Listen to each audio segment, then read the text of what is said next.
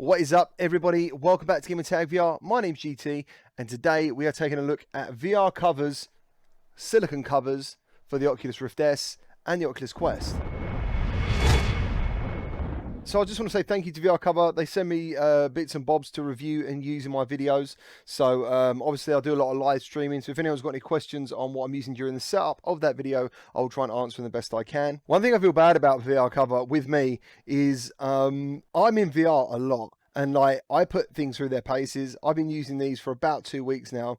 And one thing I will say, definitely, if you're looking for a hygiene solution, you can't get any better than this. So these are a unoiled medical grade silicone, and they really do what they are supposed to do. They are supposed to protect your headset material. There's no way any sweat's getting through this, and they're very easy to clean. I just use some antibacterial wipes and we're good to go again. Let me just start with the Rift S one. This does, I mean, it is a perfect mold. Don't get me wrong, I can't fault the mold.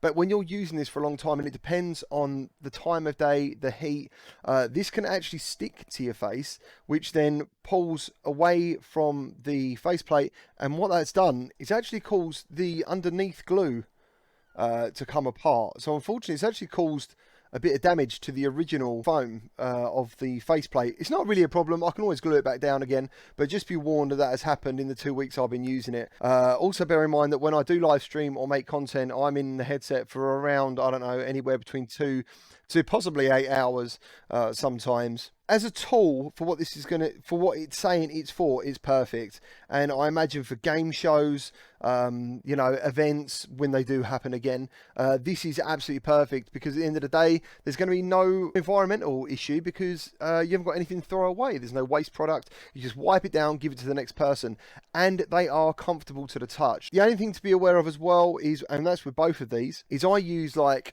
sun cream because I work outside, and sometimes when I come in from work, I'm literally like straight in. I've got something to test out, set up my live stream for later on. You can't really have any products and use this because it just feels like you've glued something to your face. So yeah, always make sure your face is clean before you're using it. Now, the other thing you can do to deal with the stickiness of this is actually use VR covers.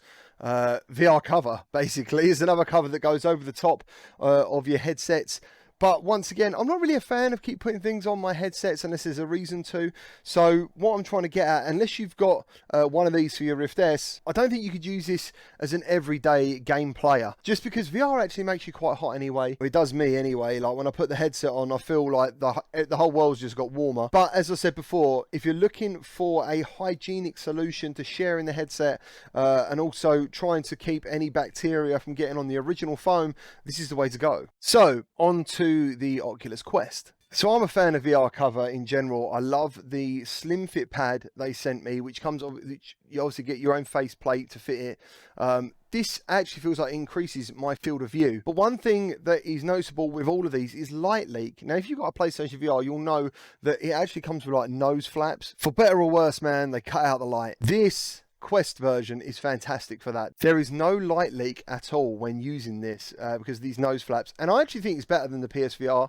When I wear this, for some reason, it doesn't irritate my nose at all. And yeah, it can actually add to immersion. And the other thing is, you can't use your VR covers with this. So what I've had to do is get the original faceplate of the Quest to be able to use, well, to be able to test this out for you guys. So yeah, if you're looking for a hygienic solution to sharing your Quest around, try not to damage the original insert, I would say this is the way to go. But damn, there has never been a better light leak solution than this. Honestly, it was pitch black. Like I noticed it straight away. To the point I've never noticed how much light these let in until I used this. Dude, it was a bit like, wow, who's turning out the lights? And just to reiterate, it is nice and comfy to the touch. It does feel good, but just be aware, man, if it's too hot, these aren't that comfortable at all. But as I said before, if you're at events or anything like that, which means you're going to be playing for what, 15 minutes, maybe 30 minutes if you've got a nice developer who lets you play for an extended time, these are okay. But yeah, for extended play like myself, man, like sometimes I'm in VR just testing stuff out all day long,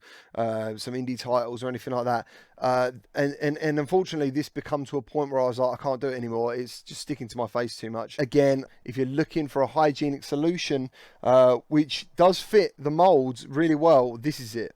So thank you for watching this video. If you check it out, there is a referral link down below in the video description. I look forward to seeing your comments. Thank you for any likes you put on the video, and please feel free to recommend it to anyone else looking for a hygienic solution to VR. Thank you very much, guys. See you on the next one.